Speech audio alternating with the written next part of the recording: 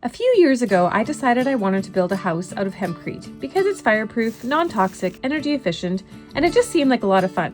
Then I met Kevin, and not only did he think my crazy idea was great, he offered to help me do it. So here we are, 10 months into our build, and we are almost ready to start packing hemp. There's a ton of prep that goes into building a hemp house, and this week we're tackling the formwork. Okay, you want a spacer this way? Yeah, put the spacer in there, yeah.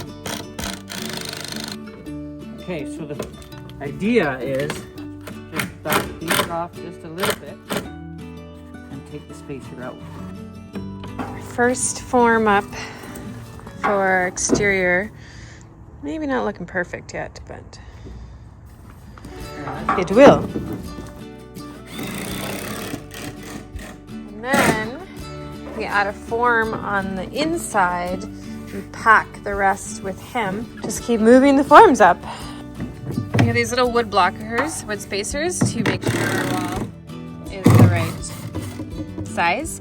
And the screws will actually be removed, and then we will have holes in the hemp, but those will be filled when you put like the lime render on it. And that's the plan.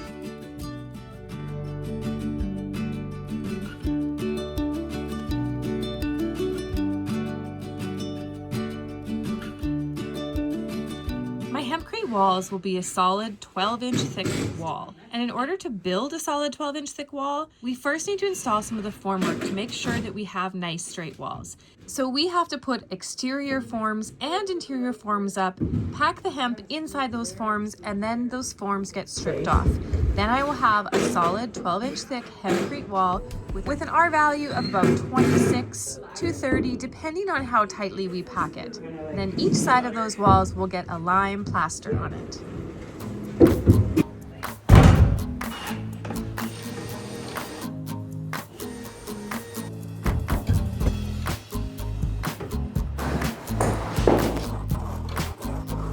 These ones are on the wrong side then.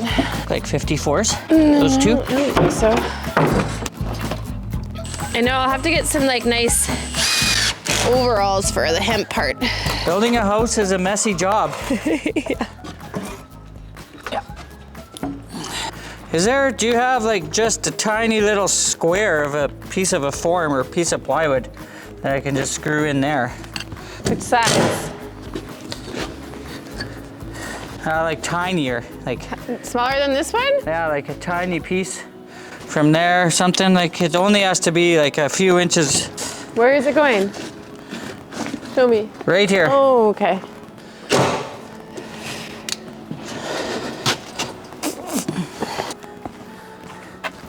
Be nice to like hire a crew for like a weekend To pack that part. to get like the tops done. Nah, we can do it.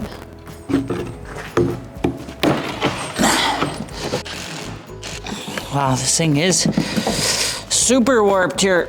Can I just use a different piece? No, I think we'll make it work. Huh? We'll make her work. We're gonna need a 2x4. Okay. I am on my way back down. Like roughly 3 feet, if you can find one. You might need that 4-foot bench. Pull that nail here out, give you my hammer.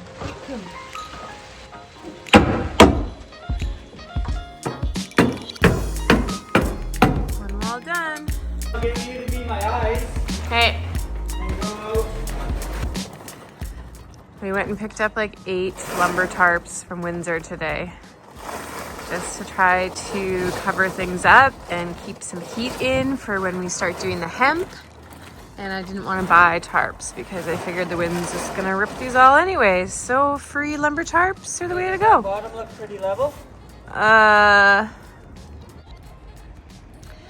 Not the most attractive tarp situation, but we'll hopefully keep things dry as we pack hemp on the inside. So if you look at the floor, the driving rain comes into like about there, which my crawl space hatch is there too, so everything's just been getting wet, but not anymore.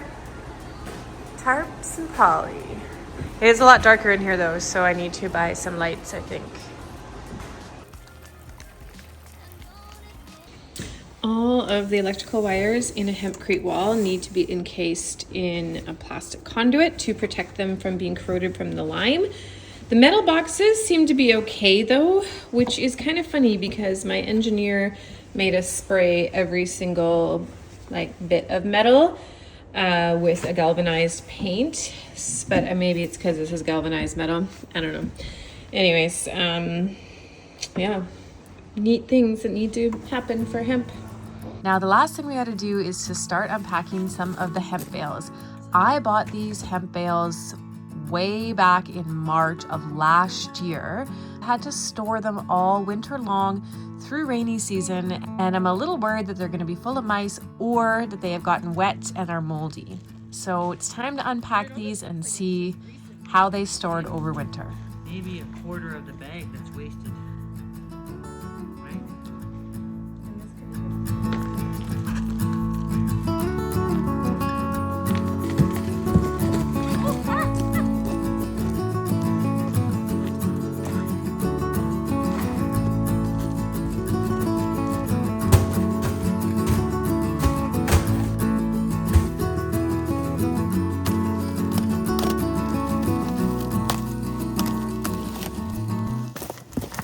I'm really worried there's going to be mice in these bottom ones. Guess we'll see. Okay, moment of truth. How many mice are living in these bottom ones? Ooh. No mice. A little bit of moisture here. Sweet. Lift up your legs. Got it? Woo! Yeah. No mice? No mice in that one. Last one. Yeah, these look really good. Woo! Earthworm.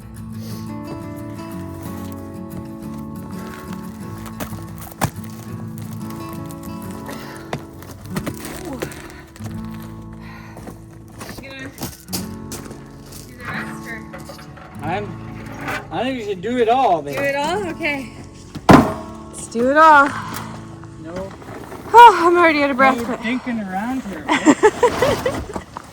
You're not messing around. Man, I wonder if I could just pick one of these up with the bobcat. They're just a bit tall. What if we took like the top 2 or 3 rows off? And then I just moved them with the bobcat. Let's do that. Top ones are definitely worse. There was holes in that tarp, right? Yeah, I guess We so. taped them with the We did. duct tape, which is...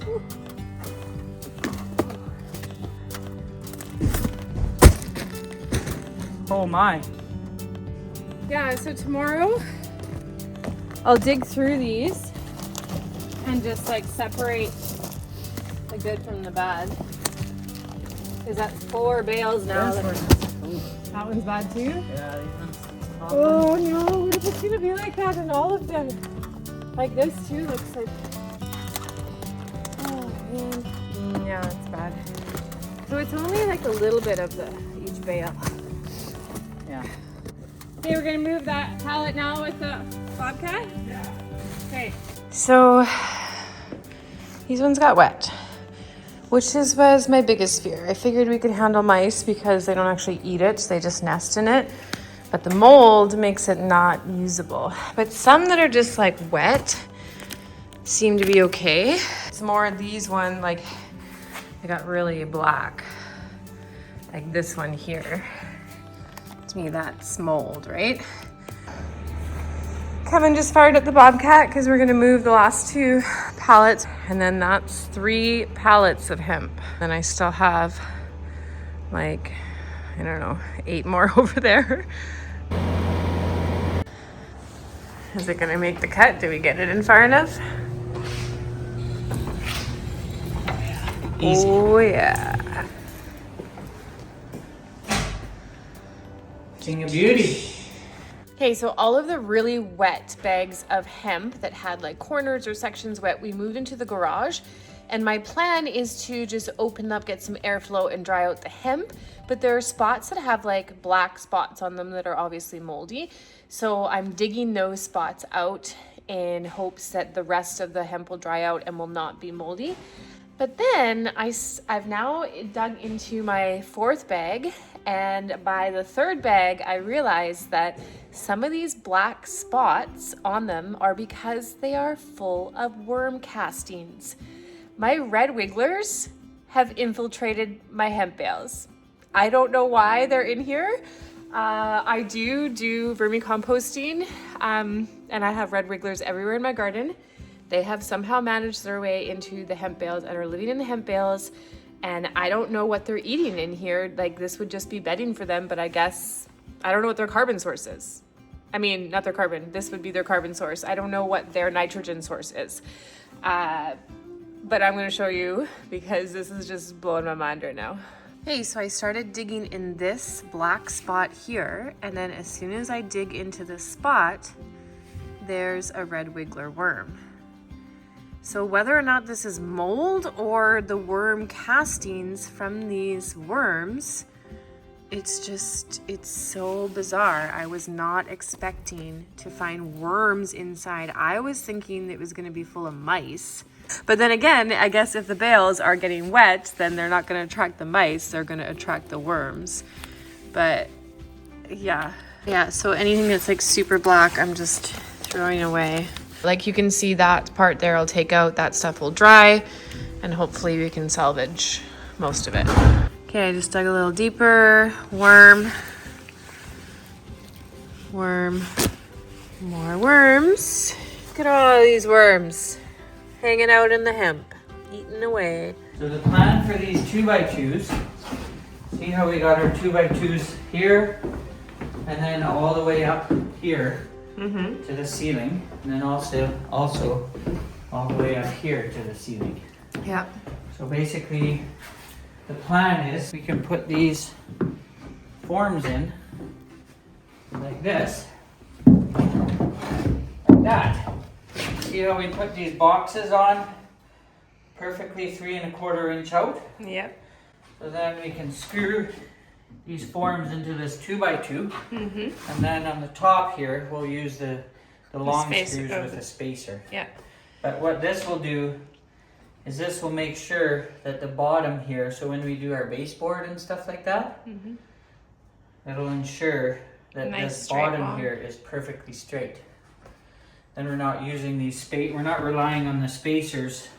It'll just be a lot quicker. Yeah, it'll be faster. And so this is still a foot of wall, right? You accounted for that. So it'll be a foot from here to there. Yeah. To the inside of both forms. Yeah, and it works like with these electrical boxes, right? We did a... Yeah, so the electrical boxes will be flush. And then we do have to have little extenders on the electrical boxes once we add the plaster to bring them out too. But doing it this way is better because that way we don't have to notch our forms around the electrical boxes. Yeah, because that's another option we could have done, is just to notch out everywhere, but instead we just planned ahead. Because we're smart like that. Efficient, hey? There you go. So even though we haven't started the hemp, just having time to do all of this stuff is going to make it a lot quicker. Yeah.